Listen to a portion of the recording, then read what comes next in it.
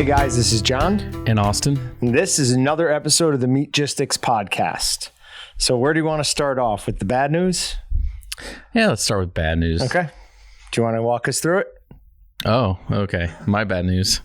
Yeah. So our Meatgistics app got removed from the Google Play Store. Got a nice little notice about a week ago. First got it and I'm like, usually I get stuff from like the Google Play developer stuff and I ignore it. I'm like, yeah, whatever. I don't really care. And I was about to delete it. And all of a sudden I was like, oh, I need to read this. Okay.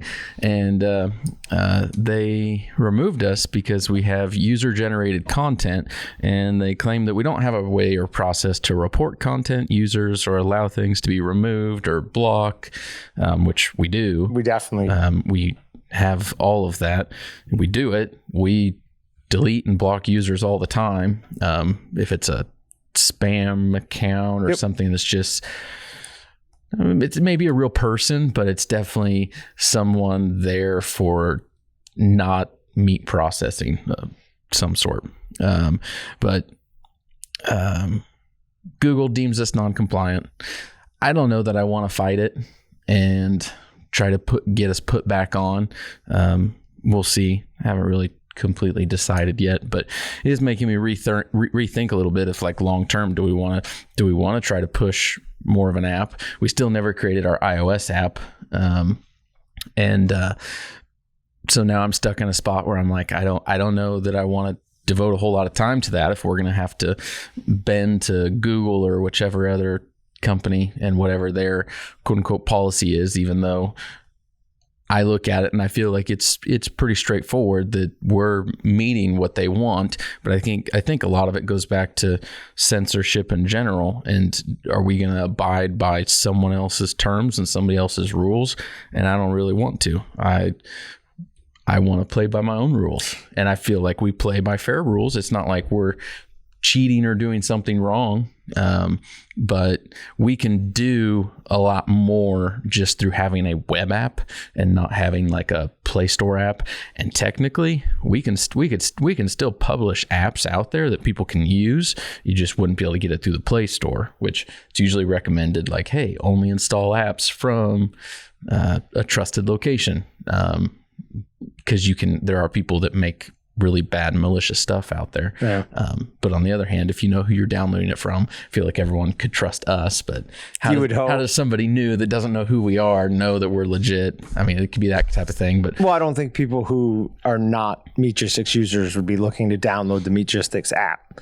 Well, yeah, I think it'd be somebody who's been on the site for a while and wants a more convenient way of communicating on their cell phone. Yeah, that's true. Because I always use the app. So anyone who has the app, it's not going away. It will still work. It's just new people can't get it. Uh-huh. At some point, if we do decide to go forward, we will put it on waltons.com or Meatgistics or somewhere where people can download it. But I think what they want is a way for users to report stuff. So not like us report stuff, but for them. Oh, yeah. Users can report stuff. How can they report stuff? I don't know. There's a report button somewhere. I forget exactly where it is, but it's not always listed as like report. It's like flag. So things can get flagged. I get notifications on it. You should. Tex is a moderator for certain sections. He gets notifications on stuff. And then it is flag this post. And we can delete a post, purge a post, delete a user, ban a user, report a user to a larger community of sites like us that all share like a common which that we do all the time. Some sort of common spam list deal. Yep. So if we report one, then the next site out there, they know, hey, this is a bad IP address or a bad user, bad email address, something like that. So, but I think their big one was that we don't give them users a way to block each other. I'm pretty sure you can block an individual user.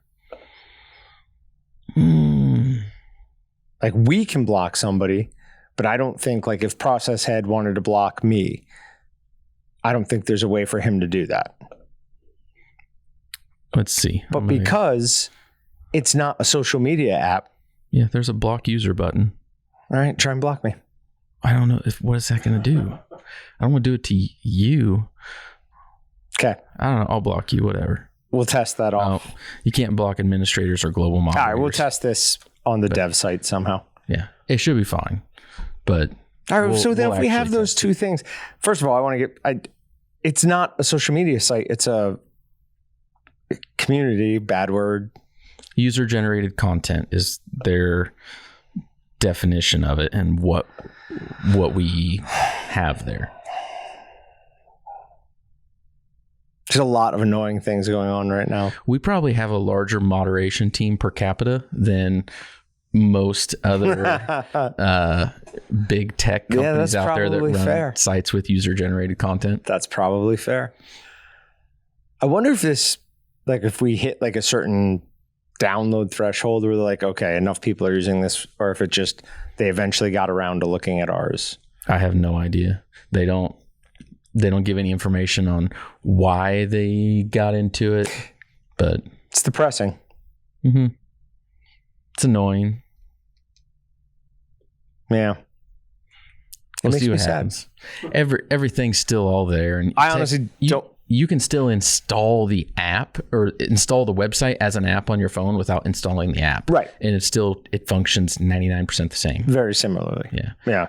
So you can still do that. Just sad. Yeah. Okay. We'll see what happens. That's the bad news. New users can't get that. Other not awesome news, at least as far as I'm concerned, bacon taste booster. The version without MSG, the small package, is going away. We now have two sizes of the one with MSG. One is 5 pounds and one is 0.875 pounds. The 0.875 pound one does 150 pounds of meat. So if you're doing smaller bellies and you want to use Bacon Taste Booster, you're going to need a pretty good scale to divide that down. Not our choice. Excalibur discontinued the Bacon Taste Booster without MSG, the one that we were currently carrying. Like all variations? No, my understanding is just the small bag. Just the small bag? Yeah, okay. We might have a way around that. We're actually working on some other things that I've heard through the grapevine. Yeah. Similar scenario. So that might come back. Okay. We'll see. That'd be great. I know there are other things in that same vein that would be good to have access to smaller things again. I guess one of the things that is related to it, so I'll let everybody know, hickory smoke powder will be coming back. Yeah, that's one that got axed and we can't get Excalibur to do anything on. So we are going to take care of that ourselves. We're going to do it in larger quantities than 1 ounce at a time. The 1 ounce bags that they came in, to be honest, is kind of annoying. Those bags were small. You cut them open and it doesn't seem like there's a whole lot in there. And right. They puff everywhere. So we're going to go to like jars and we'll probably do either 2 or 4 ounces in a jar. Plastic or? Plastic. Okay. Those are the ones that I always see on your desk from time to time. Yeah. Okay.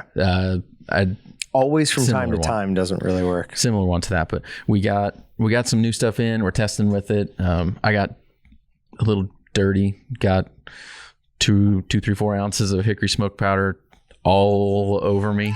I smelled fantastic for a day or so. Every time I washed my hands so stinking much, and I'm like, okay, we're good. And then the next time I would get anything wet on my hands at all, I would smell hickory smoke powder like crazy. Yep. It took a couple days to reactivate it. To fully rinse it off. It just reactivate. Yeah. It's nuts. That's pretty funny. Did your wife like the smell or no? Yeah, she didn't mind it. I joked when I got home. I told her, I'm like, hey, smell me. I got a new cologne on today. Since we're speaking of wives, Process Head, have you followed along with his the hog project? Some, but not entirely. So he and his buddies bought a hog and went through the full slaughter process. Like they killed it, they skinned it, they're breaking it all down, they're making product out of it. Really good post. But he says in one of them, my wife wanted to make head cheese, so I saved the head.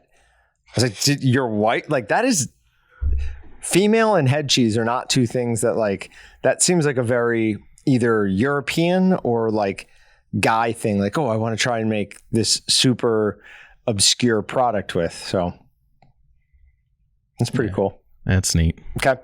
All right. So we have the results are in for our big game poll. We picked 8 of our favorite seasonings. We pitted them against each other. We let you guys vote on them every day. There was one day where I didn't get the poll up to like noon. So that day had significantly less votes. So I think that might be the reason that one of these was as close as it was. But round one of them was Philly Bratwurst against Willie's. Willie's won 58 to 42%. Then we had the Walton's Bold and Zesty Moho. The Bold versus the Zesty Moho. Bold won 58 to 42 again. Jalapeno Popper versus Supreme Pizza. This one was super close. Jalapeno Popper won by 51 to 49. And then we had the Ultimate Steak and Roast Rub versus Blue Ribbon Brat, and Ultimate Steak destroyed it 79 to 21. So then we had Willie's versus Bold. And Willie's won 54 to 46. And we put Jalapeno Popper against Walton's Ultimate Steak and Roast Rub. Ultimate Steak and Roast Rub dominated that one, 62 to 38. And our final was Willie's against Ultimate, and Ultimate destroyed Willie's at 72 to 28. So I take that as Ultimate Steak and Roast Rub is clearly everybody's favorite seasoning that we have. It makes sense because, sausage seasoning, jerky seasoning, you can only do so much with it. Willie's you can do. Walton's Ultimate, you can do pretty much anything with. Mm-hmm. I mean, I've used it on salads before, so yeah, not that I eat a lot. I do use a lot of that. Like, even though like I talk about like at times like, oh, I've been using a lot of Mojo on this or Firecracker on this or the sweet and sassy garlic. I still use, or even Mexicali taco. I use a lot. My wife was using a lot of that for a time being, I still go through so much more steak and roast rub. It's insane. I actually, I have 2 shakers in my backpack to go home today that my wife is cooking roast today, and she used the last bit, so she needs more. I need to season it before we eat still. But I didn't even look. We're actually out of stock on those. On what? I forgot. We had a issue. Walton's Ultimate. Really? Yeah. So we'll have more in soon, but the warehouse just happened to be off by 3 shakers. So those were yours? We have 0 left, but I didn't even know at the time. I went back there and I'm like, where is this supposed to be? There should be a huge area for it, because we get a ton of that in at a time. And then I'm looking at it, I can't find it. I find one little box, there's 3 shakers in it. I pull up inventory on my phone and I'm like, oh, we're at like negative 200 right now because we've sold. So technically I probably stole those from somebody because they could have filled an order. Sorry about that, guys. My wife is cooking roast, so you could have taken that one in prioritizing her. You're prioritizing you, really, is what that is. Oh no, it's my wife. Okay. My wife. Okay. All right. So continuing on with Doomcast episode, I have this listed as tinfoil hat time. So sort of, but obviously not as well. So what I have is, obviously, hopefully everybody at this point has heard of the train derailment in Palestine, Ohio, however you say it. East Palestine. Oh, is it East Palestine? Or whatever. I think something like that. It happened on February 3rd, which is crazy because this is the 15th. And the first even I heard about it, and I like to think I'm a lot more switched on to these things than the average person, was last Thursday. So that's the 9th. So 6 days went by before anyone picked up this story at all. And when you see the videos coming out of there, that's unbelievable that it wasn't a headline story. Basically, 38 rail cars.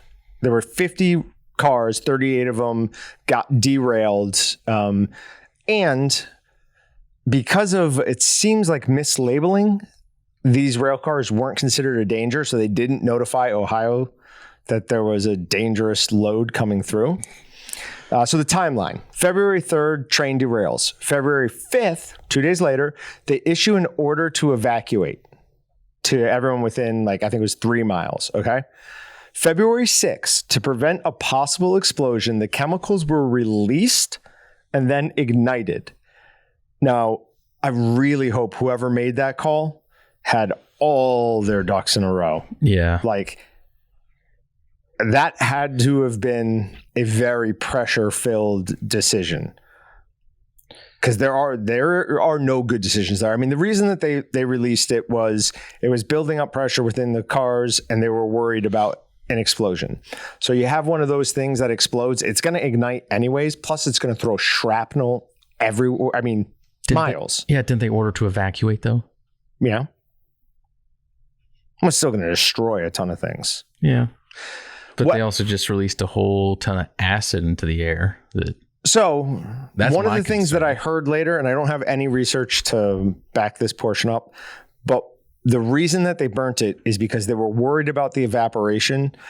When it evaporated up, it could possibly create acid rain. However, burning it made it so it converts it in, whatever form where it won't actually bond with water and create acid rain.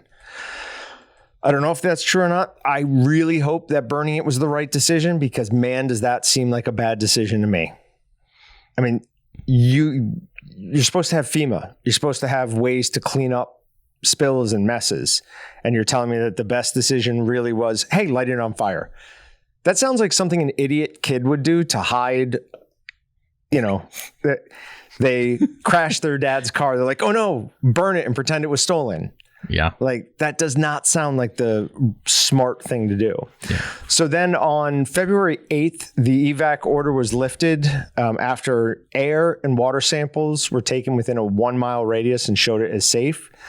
From reports, I don't know how they got the number of 3,500 fish showing up dead, but that's the number they're reporting. There's one video of some lady who had chickens in her backyard, and they started exhibiting sickness and died quickly. There's a fox rescue locally that the foxes are getting sick and dying. So if you're in that area and have pets, children, there are also reports of children with severe upper respiratory issues, coughing, red eyes. If you're in that area and you have any way to go somewhere else for a while, I would highly recommend that. Environmental activist Erin Brockovich, not a bad movie, by the way. Have you ever seen it? Erin Brockovich? Mm-hmm. She's not a lawyer anymore? I don't. She never was. She was never actually a lawyer. She got her own practice after. Did you just stop reading about her after the movie? Yes. Why would I? So she became a lawyer after? I can't confirm nor deny. I don't think you can have a practice unless you're a lawyer. Anyways, neither here nor there. Wait, is that the same person? Yeah. Okay. Criticized the EPA, and state lawmakers are telling people it was safe to return to their homes, and at the same time sending a legal notice to the rail operator over the threat of environmental contamination. This is why people don't trust the government, she tweeted on Monday. You cannot tell people that has been and continues to be hazardous pollutants contaminating the environment while at the same time saying all is well. Yeah. Makes me nervous for the people that live in the area, the animals and environment, the hunting activities in the area. Absolutely. What's that going to do for general conservation movements around there? The reason the pets and the chickens, their vinyl chloride settles. It could be on the surface right now. We wouldn't be able to tell just by looking at it. Everything has to be cleaned, but it settles down. So things that are lower to the ground and are eating things off the ground are going to experience problems first. They're obviously also way smaller than us, so lesser amounts would harm them. The smartest thing I saw was one of these sheriffs saying, go to your doctor now and get your physical health records, so that you have a starting point and understand, they can't say, oh, well, you already had leukemia markers or whatever. All right. So that's one. Then we have the Arizona highway leak. It's on I-10. It released liquid nitric acid, shut down the highway, and forced evacuations. They also told everyone to turn off their AC to prevent letting it into your home, and issued shelter in place orders. Now, I don't think that works. Worst news for that is nitric acid is used for fertilizer. So we've got the war in Ukraine and Russia, and we buy billions of dollars of fertilizer from Russia, and that's gone.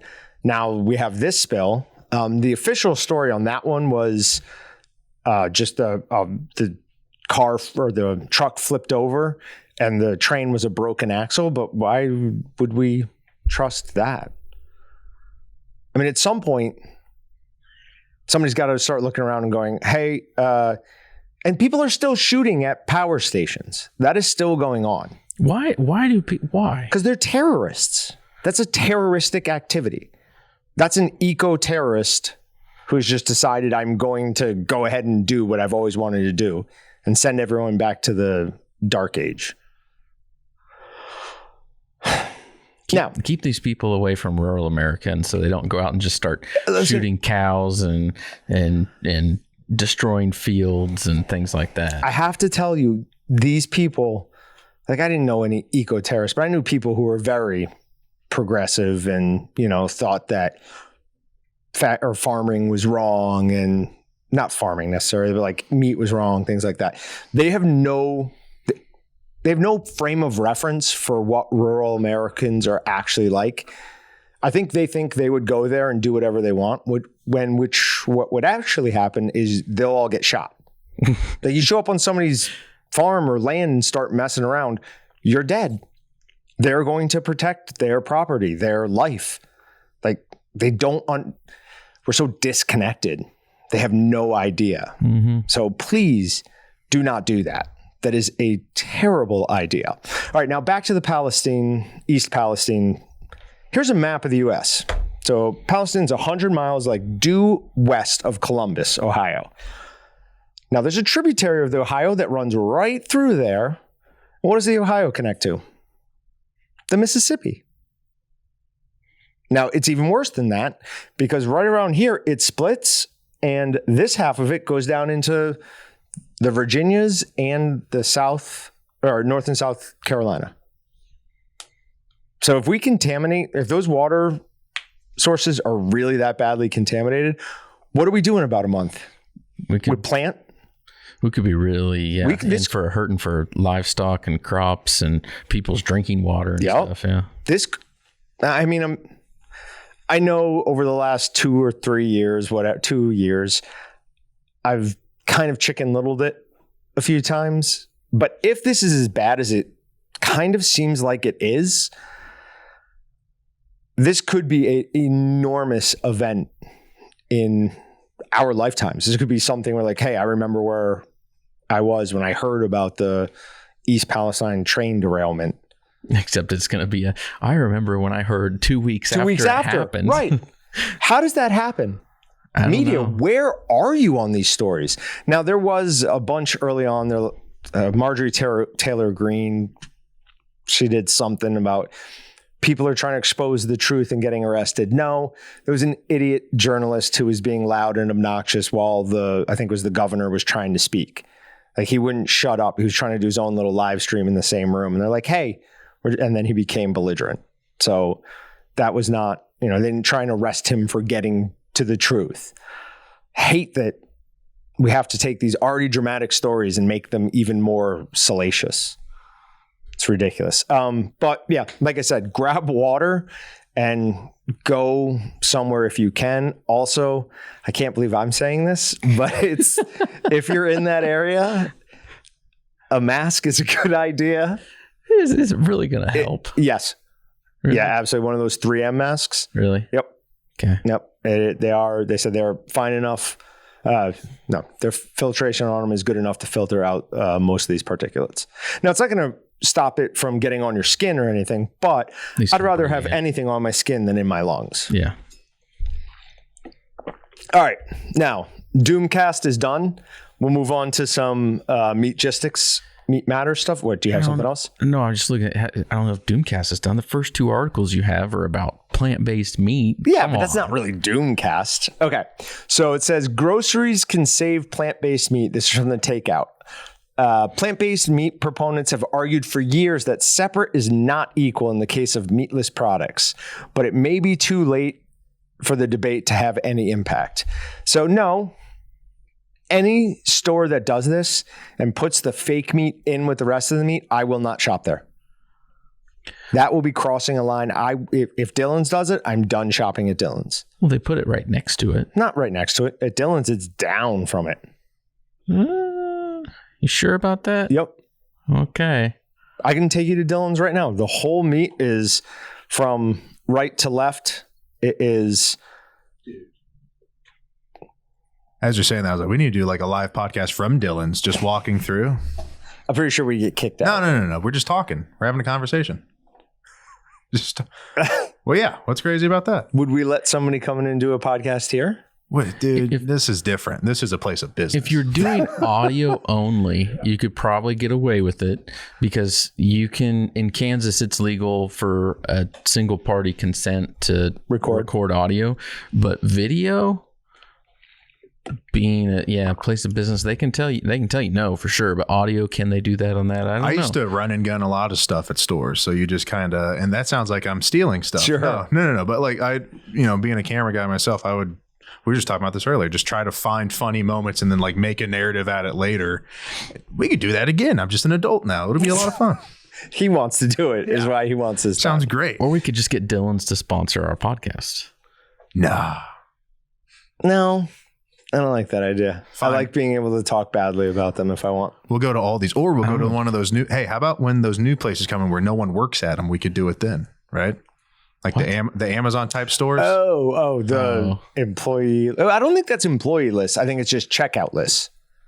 But you are right. That's a good point. How does the food get there? Right. That would be an easier way to do it. Okay. But no, from right to left, it is ground turkey, ground chicken. Then we get into chicken cutlets. Then we get into ground beef. And then it's cuts of beef. And then it's cuts of pork. And then it's their pre-made sausage. There's no fake meat in there. Okay. Fake meat is down. What is it then? It's so you go through the bacon section, then like the cheese, the deli cut, and then cheese section, and it's in between those two. And I only know this because there was one vegan sausage that my wife always liked, so I'd always look there for it. And feel super weird about doing it too. I'd be like looking around, putting it in the cart, and like, this isn't for me. We'd be like talking loud, like, oh, my wife loves this vegan sausage. You know what I just realized? Maybe some of it's just I don't go to the store. I really don't go to the store much anymore. Okay. But you and I used to like go back and forth over who would get recognized, like out in public, someone knowing Walton's or Meatgistics and be like, oh, it's Jon, or oh, it's Austin. Right. Have you had anybody do that lately? Because I'm always worried when I'm in like the meat department that, someone's going to see me that knows who I am, but I don't know them. And I'm going to be silently judged over what I'm buying. I had the guy at the shooting range, but I've met him before.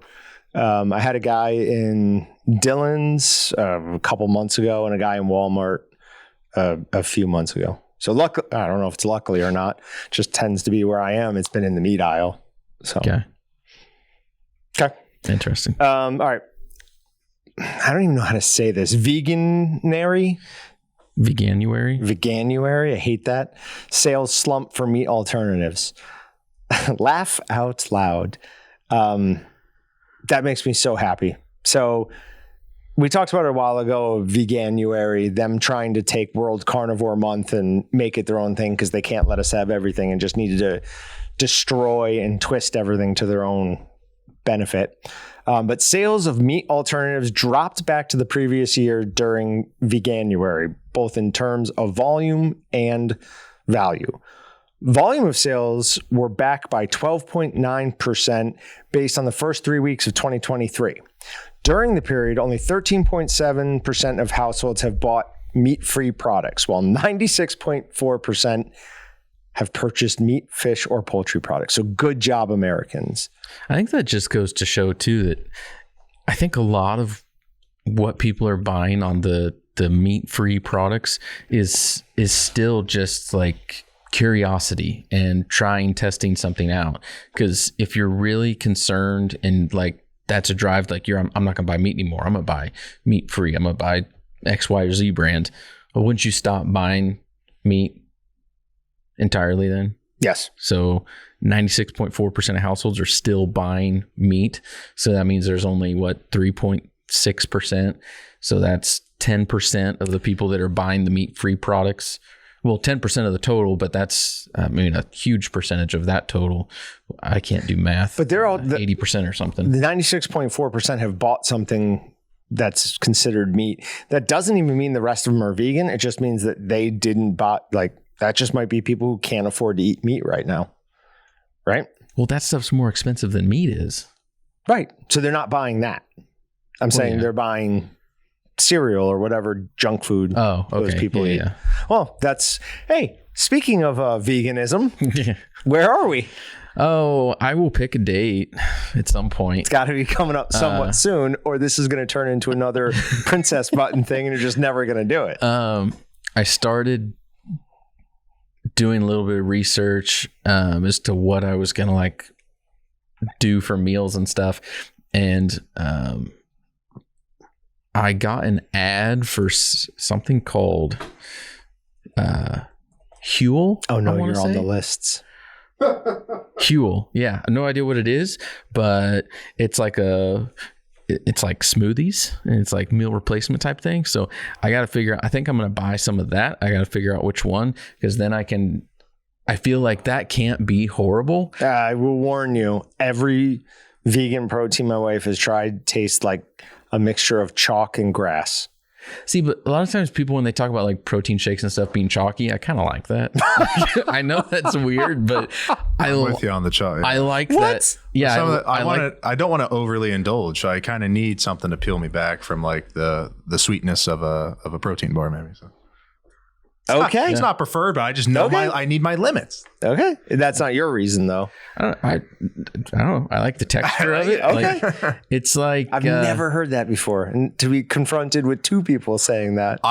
I'm thinking this next level though. It's like when he's going to start this vegan diet. And I think each episode we do a bit where like, he's like, I just decided to wear like kind of like loose fitting pants today. And then like he'll throw up like a thong flip flop or whatever on his shoe. He goes, you know what? And then he has like a peace medallion. Slowly becoming more of a hippie. And he's like, oh, sorry, my yoga ran long.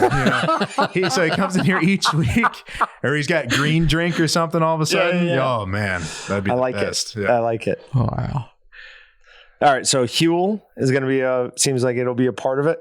Yep, that'll probably either be Morningstar, a breakfast, or a night snack. Okay. I don't know. And then, I got to get something like the Morningstar crumbles, something for like my main meat deal. I was looking through cheese stuff the other day, because there is vegan. It's not cheese, right? But because that's going to drive me nuts. But I have to have something that's close. I eat so much cheese, I can't go without. There's also a buffalo like chicken tender from Morningstar that's not terrible.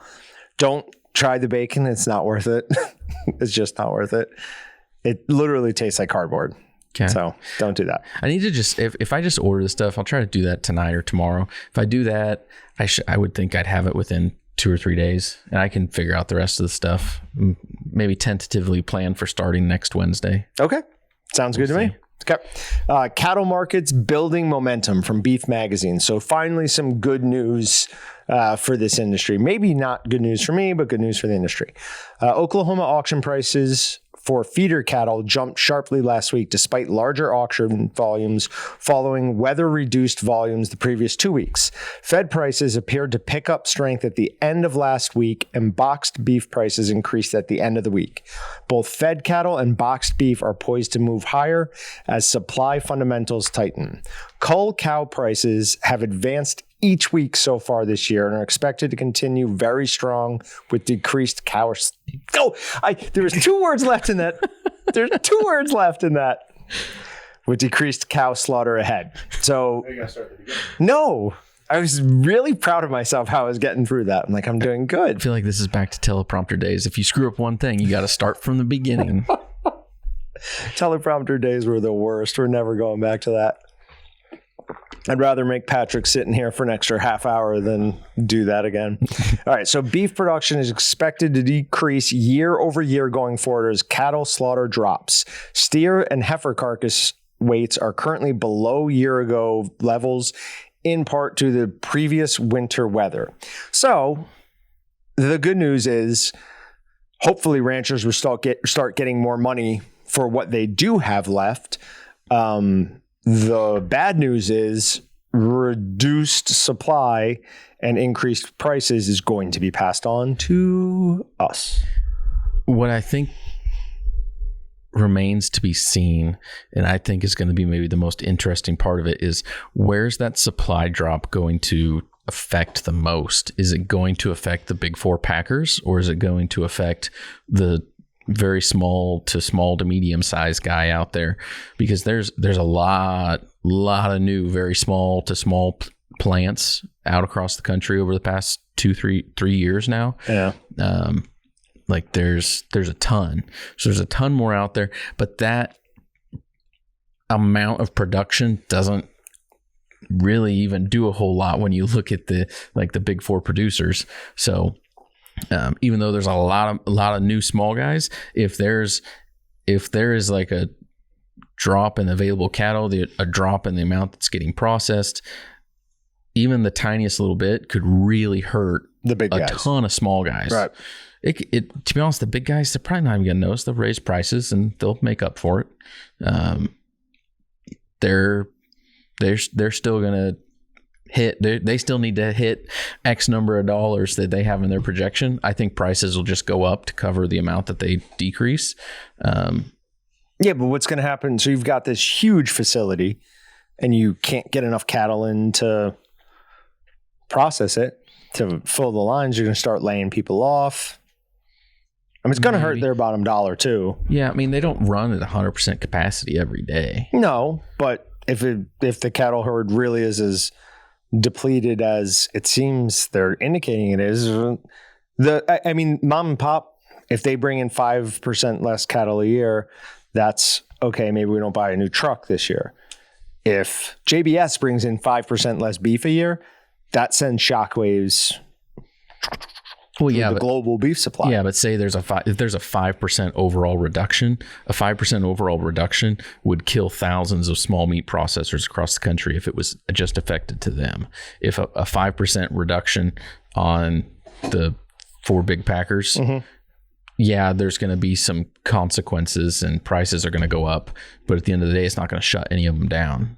They're going to raise prices and make the amount of money they need to make, because that 5% to them is still, I mean, it's still a lot, but they control 80+% of the market. Whereas 5% is the amount of small processors it takes to equal 5% of the total market is an astronomical amount. I see how you're looking at it, but instead look at it like this. No, I do see how you're looking at it. Here's how I was looking at it. Jim's Awesome Beef is going to do 5% less than they did the year before since they were at capacity. But that's not how it will work. Yeah, so 5% of 20% is only 1%. So if every small processor, the 20% of the market out there that's not the big 4, which includes medium-sized guys too, which are still big. Yeah. That's a 5% drop for all of them, of their volume, is still only 1% of the overall everything. market. Yeah. So they would have to have a very substantial drop. So that's where I'm asking, like, where is this drop going to come from? Is it going to come from the big 4, or is it going to come from the small processors out there? You have to hope it's the big 4 because of all the money that has been dumped into those small plants, or not dumped. The government has given in grants. I can't even say that anymore because of text. So the government has loaned, basically. Well, some of it was given, some of it was loaned. It just depends, but there's been a lot of both. But anyways, the ranchers for once might actually make out from this. So good news for at least somebody. All right, producers eliminate fungicide and insecticide use or cut fertilizer by 50%. So what happens? Basically, they went to no-till, adding biologicals, which is, your sheep, your cow, whatever, to the field. So it's regenerative farming. And they increased in both customer satisfaction, production, and just overall soil health. So I just have a couple of questions and answers from this. Basically, they polled a bunch of farmers who were doing this. He's being very loud off the scene today. He opened the freezer. He's knocking things. Is that what happened? Like, did you have noise canceling headphones on and they pulled off you? Oh, more fun my way. All right. Since implementing these practices, what changes have you seen in your soil? Cotter, who's one of the guys they polled, says, our weed pressure went down right away. And that's how I fell into organic so quickly. The water infiltration shot up and the biodiversity with worms was seen within the first growing season. So what's one of the things you wish conventional producers knew about soil biology? Gibbs, who's another one, says fungicide isn't helpful. Killing good and bad he says fungi, but I don't, just whatever, isn't helpful to soil or crops. Now, we've all seen the ridiculous stats of how much of our soil is made up of fungi, and I think it's something like 45%. It is an absolutely huge amount. On the same question, another guy says, killing all soil life makes your crops more susceptible to insects and disease. They're looking for the weak, easy target. Fields with good and bad predators will create an equilibrium that works on its own without our help. So I think like our 5th or 6th Meatgistics episode was me looking into regenerative farming more. And I keep seeing more and more and more about it. And I'm really excited for it because I do think that's going to be what is more the norm as we go forward. All right, what knowledge have you obtained through this process that you wish you would have known right out of the gate? Gibbs says finding ecological harmony by reintroducing insects like bees is key. Somebody's name who is Teach Out, which sounds like just the end of this article, like Teach Out. This was the Teach Out of it. No, I thought it was funny. I know. Water infiltration possibilities with regen would have been nice to know. With the NRCS come out to test years ago, they poured water on our soil to mirror a 5-inch rain in 2 minutes. Our soil held every drop of that rain.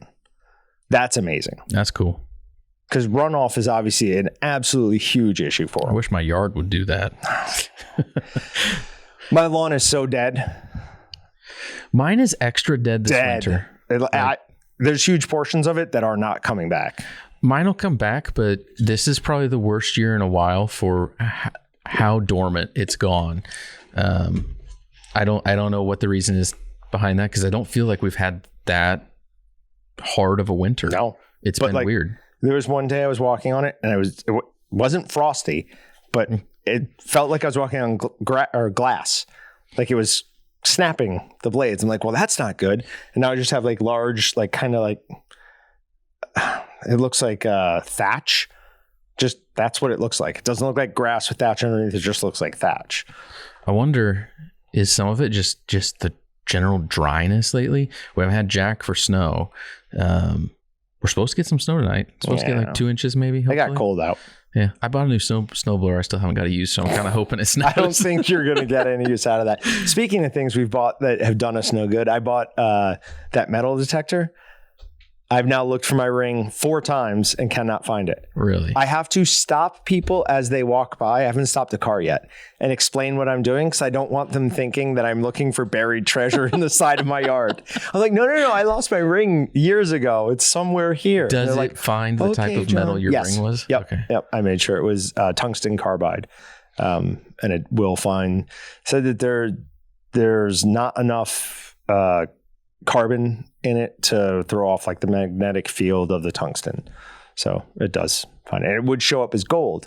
Here's the thing. Like it's found a couple of places that say it's gold, but they all say it's like 4 shovels deep. I don't know what that equates to, but that seems deep.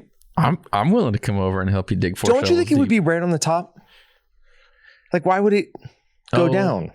I mean, it's going to go down, but how much? Maybe like a few much? inches, right? Like it can't be like several shovels deep. I'm thinking like max a shovel.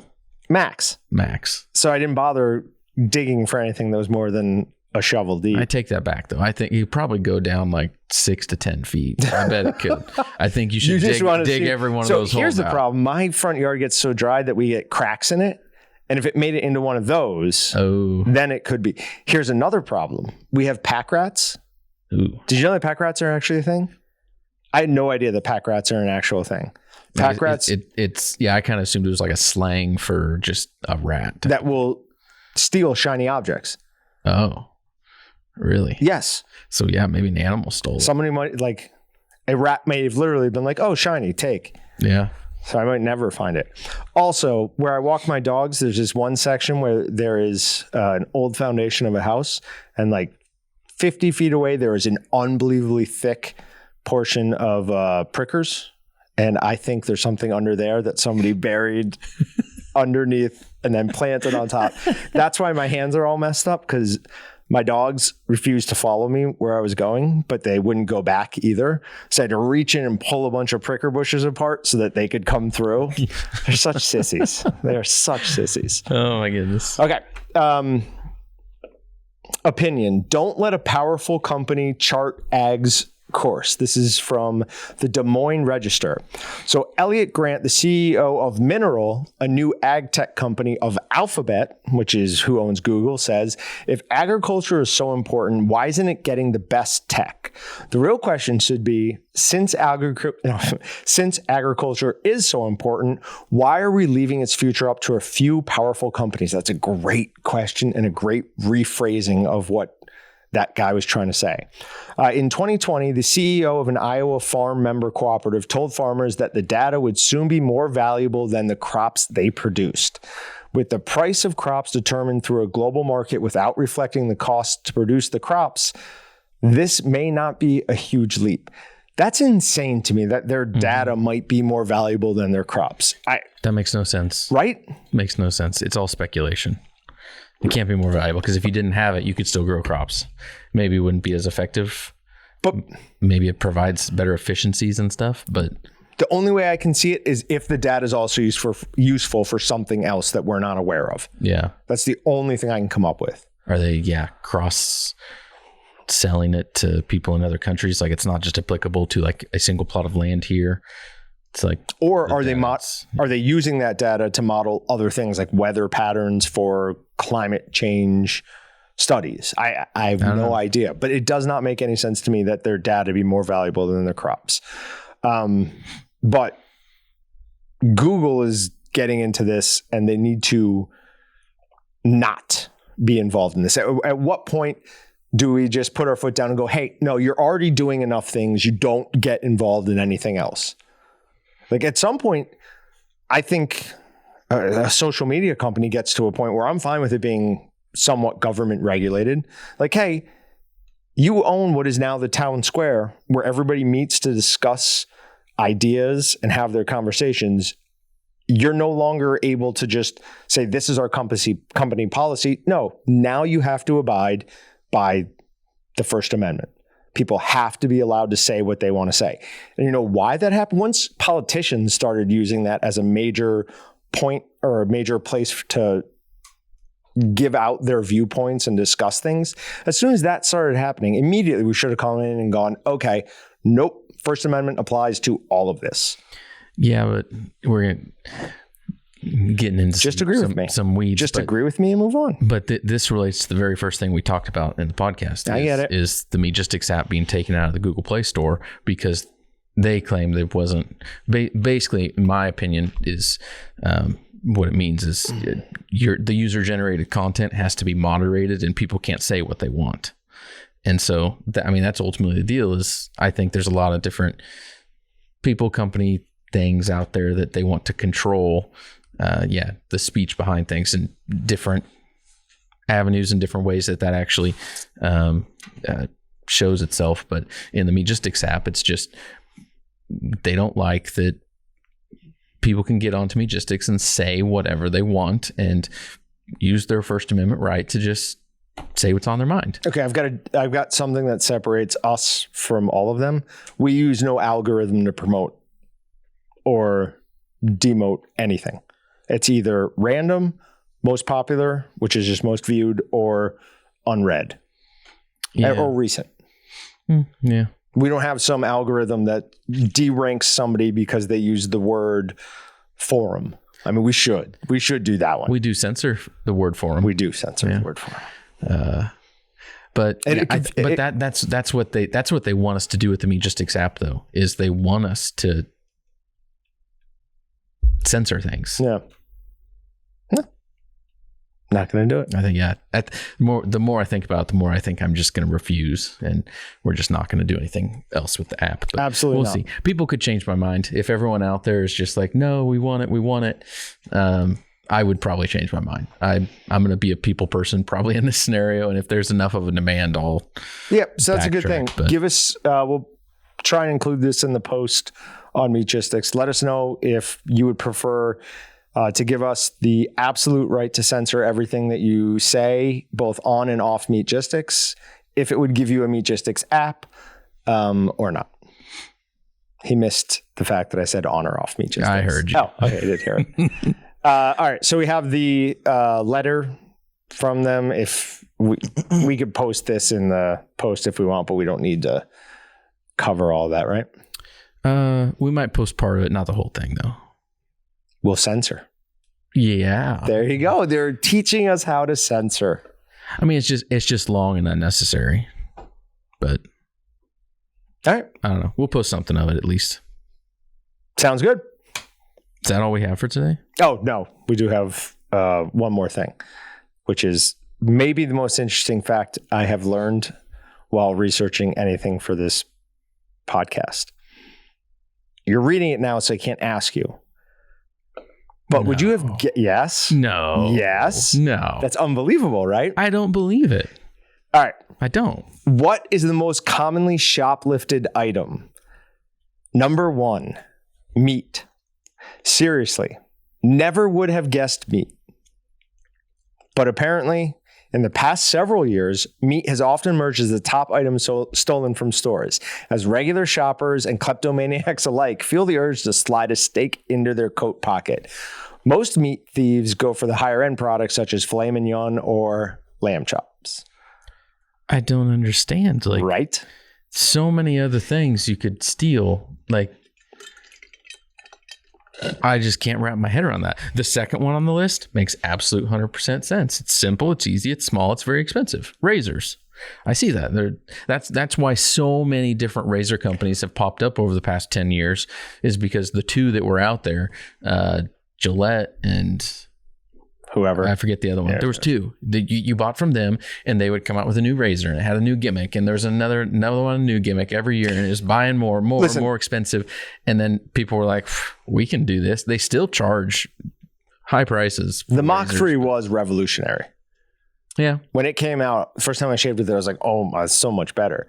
But I have super sensitive neck skin, so I would have to use like a new razor almost every time, or I'd get razor bumps. So I just went to the trimmers. I never actually shave anymore. Really? Ever. Interesting. No. I just let it grow, and then do you want I go an electric home razor? No, I don't like those. Then I go home at Wednesdays on lunch and shave off my whiskers with just the clippers. And that's it. We're getting way off topic, but if I gave you one, would you try it? No, I've tried them before. Okay. I have because I have ones that I bought. I had in my head, pun intended, that I was going to do my whole head with electric razor. I bought like the Braun 9900. Is it like the one that no, okay. But it was like a $350 razor, because I was like, I'm gonna use this every day. I'm never gonna have to buy replacement like razor things. So I'm gonna, over the course of a year or two, it'll pay for it. I got it. Tried to use it for like 2 or 3 months, and just it does. Yeah, they don't do a good job. At least not on my face. If it was just a beard, I could do okay with it, but not my whole head. Yeah. Too much real estate. Can't do it. Sounds fair. All right. So now you know that meat is the most stolen thing. And I wonder if things like when they stole the $1 million of meat through the trailers. Do you remember that story? Mm-hmm. I wonder if that factors into it. Maybe. Probably not, though. I don't know. That's just absolutely fascinating. I guess this means I'm going to go try to steal some steak from Dylan's tonight. Unless they sponsor our podcast. They definitely don't. No, we don't condone stealing. Please don't do it. Definitely don't steal. Thanks for checking out the Meatgistics podcast. To shop everything but the meat, head on over to waltons.com. To get your meat processing questions answered by experts and enthusiasts alike, head on over to our online community at meatgistics.com. Waltons, everything but the meat.